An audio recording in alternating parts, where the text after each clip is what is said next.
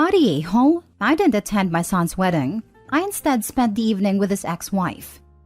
Quick backstory. After graduating high school, my son moved 3 states away for college. Then at 19, he married a girl he met. I tried convincing him to wait because I personally felt he was too immature. But they both dropped out and moved back here to his hometown. At 20, they had their first child, a beautiful little girl. 16 months later, my daughter-in-law gave birth to their second child, a little boy. After the first baby, my wife and I noticed our daughter-in-law wasn't happy. We both thought it was PPD related. Just after the second arrived, my son and his wife separated. She would bring the kids over for a visit. It was then she began unloading on us. I know there's 2 sides to every story, but considering I know my son, I believed her. I sat my son down numerous times to speak with him regarding his marriage, and he refused to take responsibility, blamed her for everything even when I directly pointed out where he was the sole problem.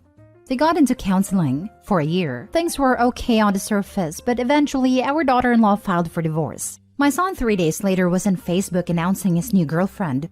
A month later, they were engaged.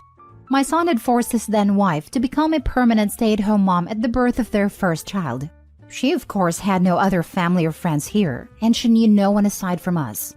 She had nowhere to go with 2 small children, so unbeknownst to our son, my wife and I helped her financially and got her an apartment. Before the divorce was even finalized, we received a wedding invitation. I made it clear to my son that I would not be attending and they would not have my blessing. His mother told him she would see to it that I would attend, but I stayed consistent in my decision.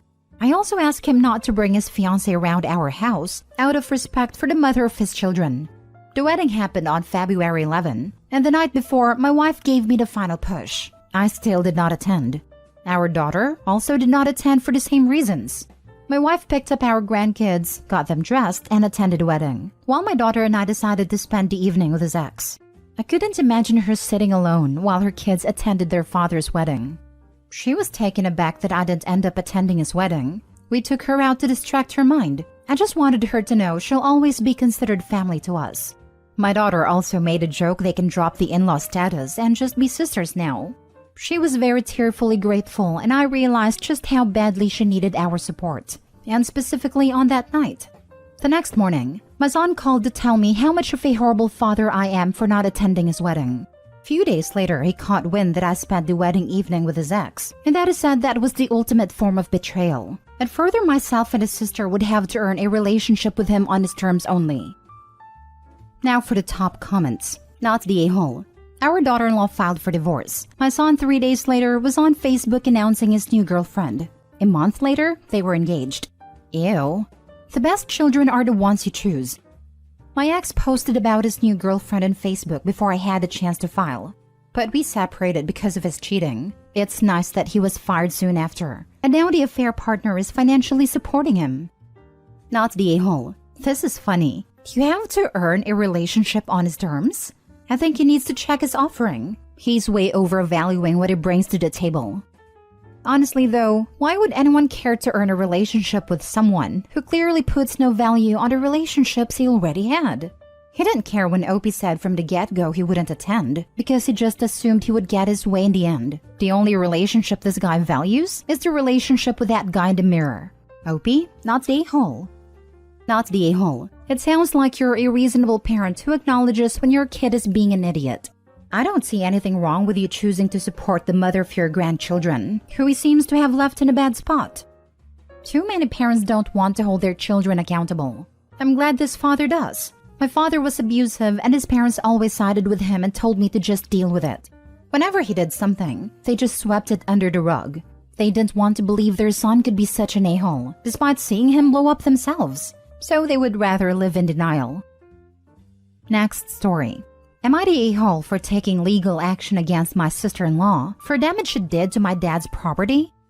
My 24 female dad is pretty well off and owns multiple properties in both the country I live in as well as back in his home country. Because of this, and the fact that my husband and I both have good careers, my sister-in-law has always had a snobby attitude towards us and my side of the family, and tries to mooch off of us at any chance she gets. When we go out to eat with my husband's side of the family, we're expected to pay. Christmas and birthday, his side of the family expects good gifts, etc. His sister is currently on her third marriage and has 3 children, all under the age of 10. Her and her husband were looking for a place to host their wedding and approached me about using one of my dad's properties to host it. I was very hesitant at first to help her because of the treatment she has given me in the past. But it's my dad's property after all, so I contacted him to ask him about it.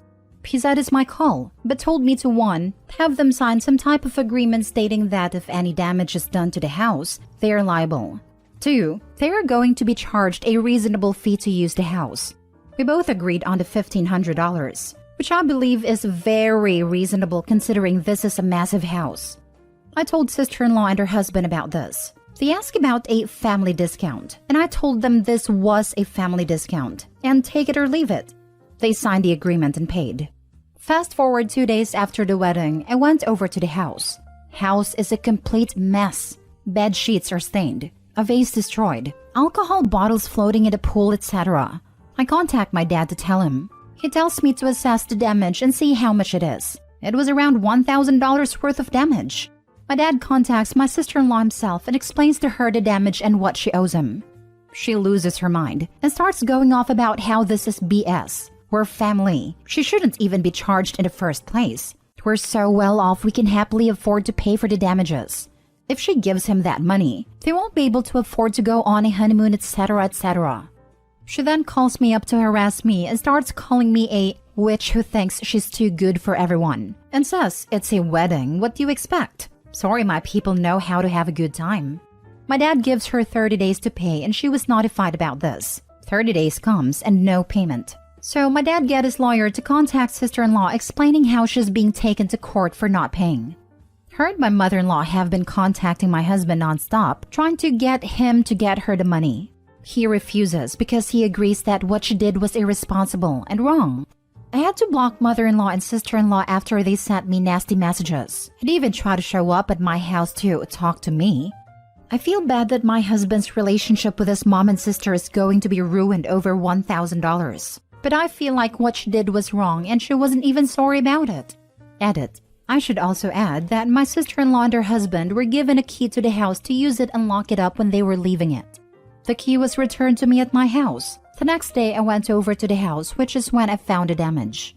So they left the house in the condition for me to see with no care in the world. Not the a-hole. Your sister-in-law fooled around and she found out. Good life lesson for her. Sucks for your husband, but it also shows him how little regard his family has for him. Yep, if sister-in-law had rented a public venue, would she expect them not to come after her if she left it in this condition?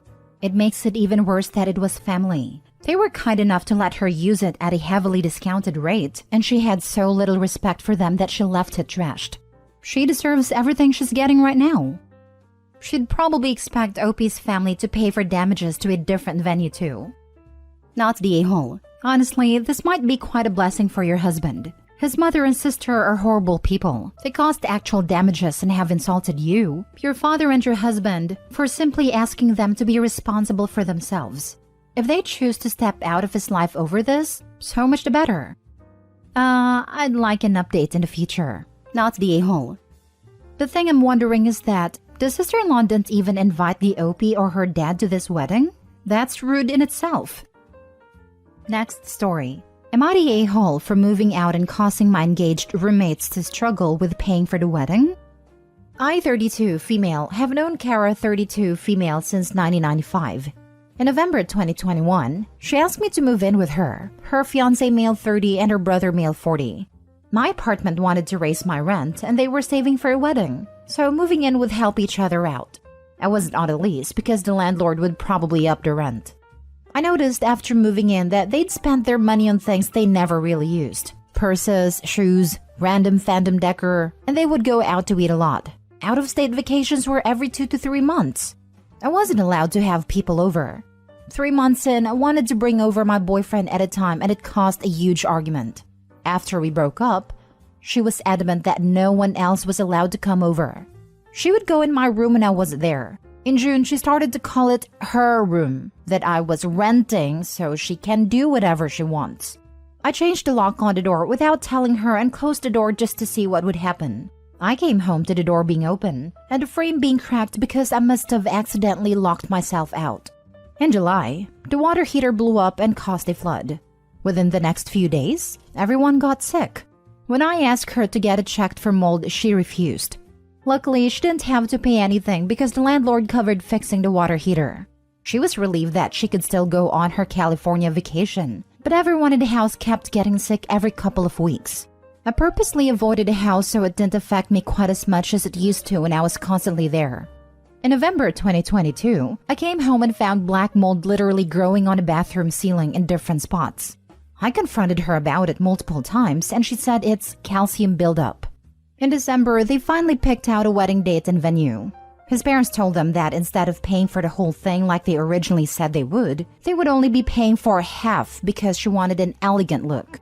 Her parents are both deceased, so it's up to the couple to pay for the other half. My friend started freaking out because they hadn't saved the entire year. In early January, my brother's divorce was finalized and he got a house. He asked me if I'd like to rent out a room as he'd rarely be home and is charging me next to nothing. It's honestly an offer I couldn't refuse. So I took them out to eat in public and told them I paid them for February's rent, even though I had my stuff moved out before the end of January. They were shocked and went silent until last week when I was flooded with texts. Apparently, I'm completely screwing them over. They said they're going to change the venue and she might have to return her $1,500 dress. They wanted me to know about how badly I screwed them over. She asked if I could spot her some money every now and then to help make up for my betrayal. But to be honest, I'm over this friendship. Am I the a-hole? Now for the top comments. Nope, not the a-hole. Clearly and unequivocally. It's not even just a money issue, it's a full and toxic environment issue. Literally and figuratively. God, they sound exhausting. There was nothing reasonable or justifiable about how they treated Opie, like a clueless child versus a grown adult for Pete's sake. Glad she got the hell out of there. Not the a-hole. You should have moved out sooner. Yeah, that February rant was totally unnecessary in this context, because Kara's rude and selfish and controlling AF. Absolutely not the a-hole. There was mold in the apartment that your so-called friend was refusing to take care of. Plus, you weren't allowed to have guests and your privacy wasn't being respected. Moving out was a smart thing to do. It's clear that Kara only asked you to move in with her so she could use your rent to live a more comfortable lifestyle. Think about it. If they asked you to move in so they could save up for their wedding, why did they freak out when they learned his parents were only going to pay half the costs? After a year of having a roommate, they should have had a good portion of money saved up. You don't owe her anything. She should have been more a responsible adult and a much better friend. It would probably be best to end a friendship. Last story. Am I the a-hole for buying my girlfriend's sister a car? About 4 years ago, my girlfriend and her younger sister had a huge falling out. I don't know what about because my girlfriend never went into any specifics, and that was before I even met her. But they haven't spoken to each other since. I've been with my girlfriend for 2 years. About a year ago, her sister reached out to me because she wanted me to persuade my girlfriend into meeting with her because she wanted to reconnect. But when I told my girlfriend, she said she never wants to see her. 2 weeks ago, her sister messaged me again and asked me if she could borrow $2,000 from me because she needed to buy a new car, and she said she'd pay me back monthly. I told her that I can't just borrow her money because I don't know her, and I don't know if she's actually gonna use it to buy a car. But I told her that if she found a car for sale she wants, I can go and see it with her and pay for it. So a couple days ago, I met up with her, and I paid just over $2,000 for a car. This was the first that I actually met her in person. I told her she could just pay me back whenever. I honestly just felt a bit sorry for her. I could tell she genuinely wants to reconnect with my girlfriend, but she just refuses. Her sister also didn't tell me any specifics about their falling out, but that it had to do with my girlfriend's old boyfriend and how my girlfriend basically accused her of doing something she didn't do. I didn't press her for anything specific because I could tell she didn't want to talk about it. Afterwards, I told my girlfriend about it and she got furious at me. She said I shouldn't have bought her a car, and she claims I betrayed her trust by going behind her back. We argued about it for a while and, well, since then she barely speaks to me. But I honestly don't think I did anything wrong, especially since we don't share finances. So I spent my own money and not hers. So was I the a-hole? I don't know if ages are relevant here, but I'm 27, my girlfriend is 25, and her sister is 19. You're the a-hole. Boundaries, dude. You need a refresher. You, as a 27-year-old man, should not be going behind your girlfriend's back and contacting her estranged teen sister, let alone buying her a car. Creepy, inappropriate, and downright weird as hell. It is a huge red flag, and I would just dump such a boyfriend. Apparently, you learned that it had something to do with a boy, and you honestly ask if you are the a-hole? This just screams that OP is the kind of person to say family's family no matter what they've done to you. Her sister also didn't tell me any specifics about their falling out, but that it had to do with my girlfriend's old boyfriend and how my girlfriend basically accused her of doing something she didn't do. If this is your first time meeting her, how do you even know she didn't do whatever she's been accused of?